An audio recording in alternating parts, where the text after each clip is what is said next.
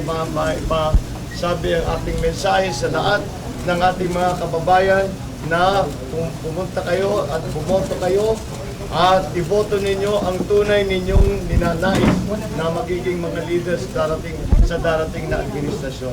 At kahit na merong kaunting mga problema, kahit may konting glitch, kahit kapag aantayin kayo, be patient, konting pasensya lang, pero pilitin ninyo na hanggat maaari kayo'y makaboto dahil importante na marinig ang boses ng bawat mamamayang Pilipino dito sa ating halalan na ito.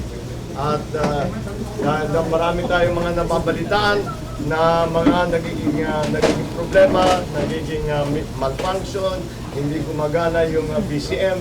Lahat ito ay tinitignan namin na pinaimbestigahan. The cases seem to be similar in that the BCMs do not work. There is a particular problem that we are beginning to see around the country, hindi lang sa isang lugar, yung pare-pareho ang ID number sa iba-ibang botante. So we're trying to, but that's as far as I can go, but that as I know. So, pero if we are going to try to look into it and get more details, talk to the people who have made complaint and try to see exactly what's been happening. So far, we have been getting whatever reports we have been getting.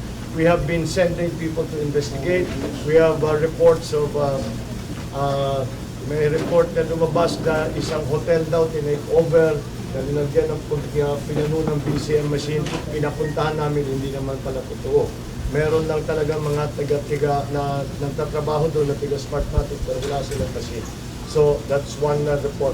The other reports that we are seeing are the BCMs malfunctioning or not working. And then the latest one is about the IDs. In any case, we have we asked you here. Well, that's my very preliminary report to you for what you're getting. I'm sure you're getting the same thing. Now, I'd like the reason that we asked you to be here is to come and see kung ano yung aming ginagawa.